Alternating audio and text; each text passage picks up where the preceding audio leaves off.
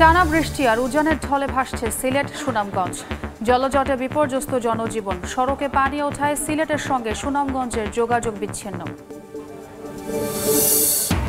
দেশের বিভিন্ন বিনোদন কেন্দ্রে ঈদ আনন্দে মেতেছে মানুষ। চট্টগ্রামের ফয়েজ লেকেও ভিড়, কক্সবাজারে সমুদ্র স্নানে মাতোয়ারা পর্যটকরা।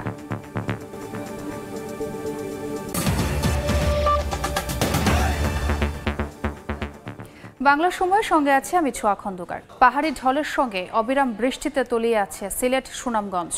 সুরমা, কুশিয়ারা সহ প্রায় সবকটি নদ নদীর পানি বিপদসীমার উপর দিয়ে প্রবাহিত হচ্ছে।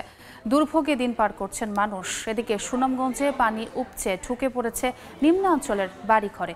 বিচ্ছিন্ন হয়ে পড়েছে সিলেট শহরের সঙ্গে সুনামগঞ্জের যোগাযোগ। সড়ক উপচে দ্রুত গতিতে ছুটছে পানি। স্রোত উপেক্ষা করে ঝুঁকি নিয়ে চলছে ছোট ছোট যানবাহন। দেখার হাওর ও সুরমা নদীর পানি উপচে প্লাবিত হয়েছে বিস্তীর্ণ নিম্নাঞ্চল। তলিয়ে গেছে ফসলি জমি, বাড়িঘর ও ব্যবসা প্রতিষ্ঠান। পানির হাত থেকে রক্ষা পায়নি সুনামগঞ্জ জেলা শহরের অলিগলি। পানি ঢুকে পড়েছে ব্যবসা প্রতিষ্ঠান ও বসতঘরে। সড়কে যানবাহনের পাশাপাশি চলছে নৌকা।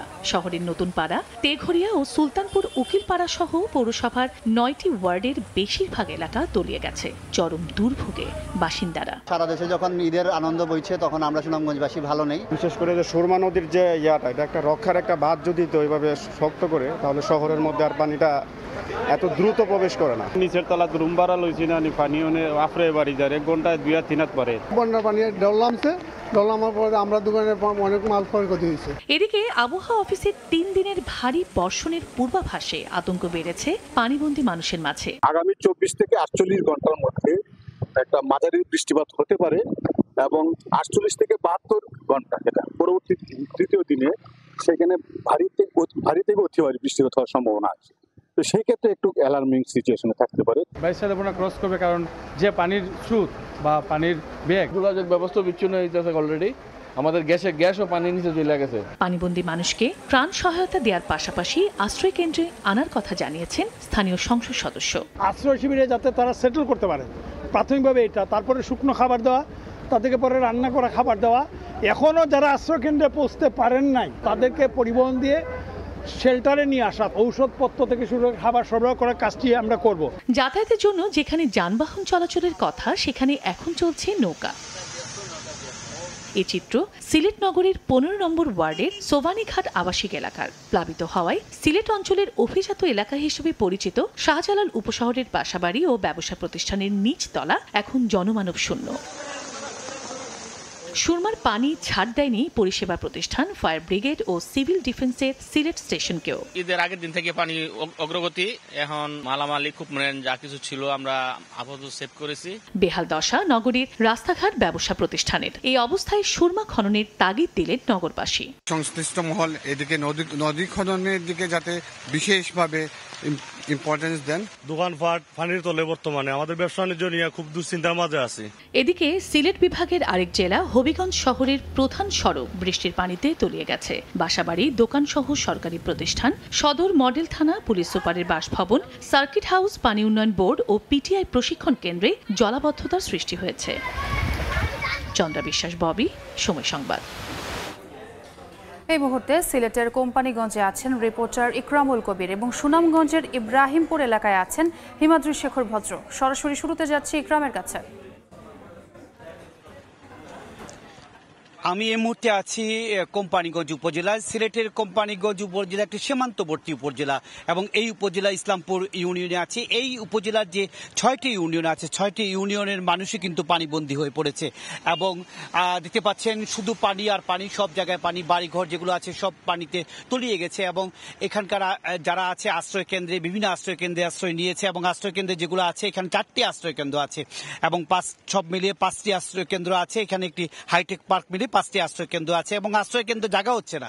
এখানে অনেকে এসে বিভিন্ন যানবাহনে এসে তাদের আত্মীয় স্বজনের ট্রাক্টর বা এই ধরনের যানবাহনে এসে আশ্রয় নিয়েছে। গবাদি পশুকে সড়কের পাশে এনে জায়গা করে দিয়েছে, যাত্রী ছাউনিতে এসে আশ্রয় নিয়েছে। বলে রাখা প্রয়োজন যে গত 29 তারিখ থেকে যে পাহাড়ি ঢল নামা শুরু হয়েছে সিলেটের উপর দিয়ে, এই ভালো এই খারাপ, এই অবস্থার মধ্যে কখনো ভালো হয়ে যাচ্ছে আবার কখনো খারাপ হয়ে যাচ্ছে।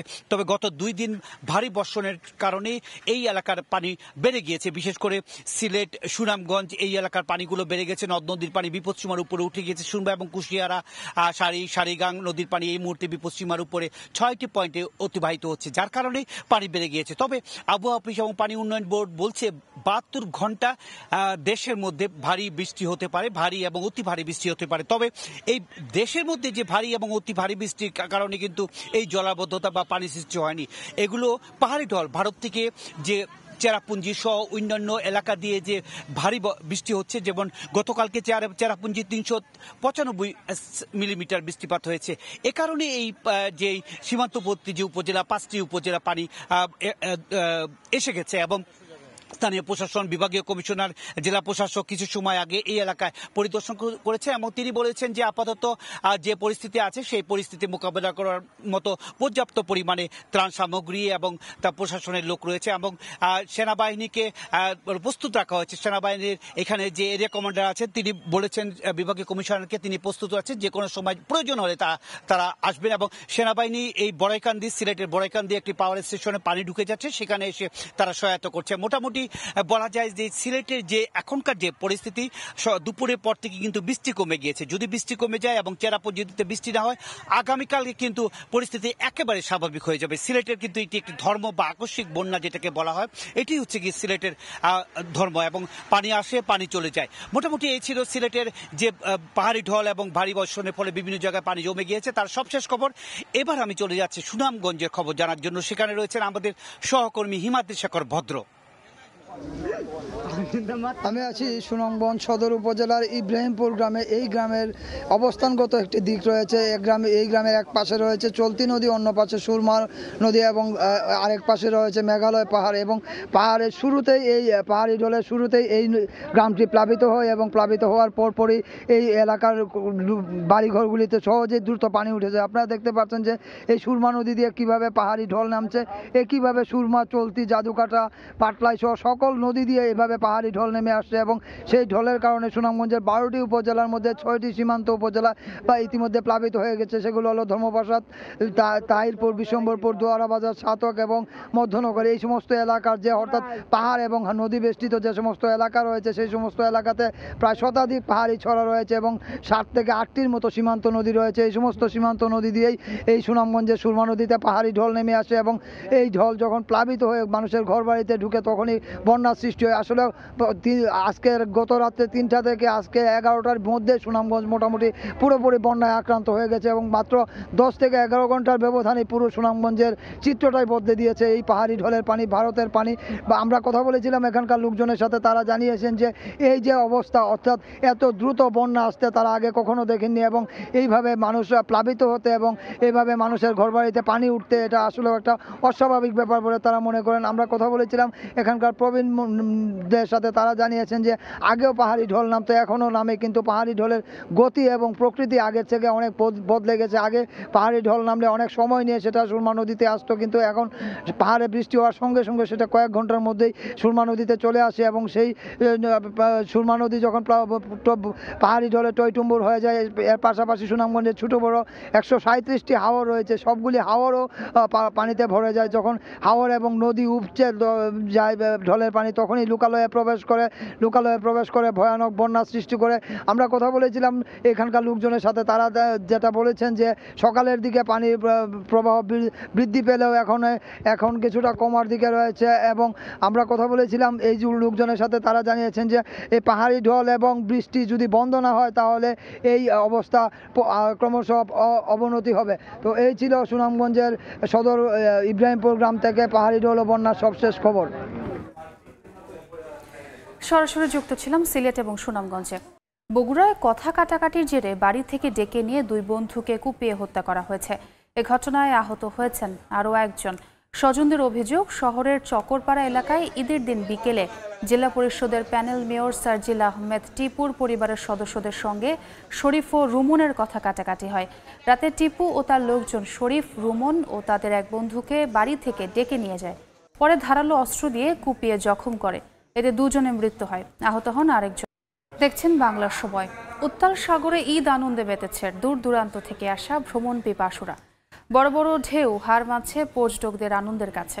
তবে সমুদ্র স্নানে বাড়তি নিরাপত্তা বলয় তৈরি করেছে বলে জানিয়েছে লাইফ গার্ড কর্মীরা।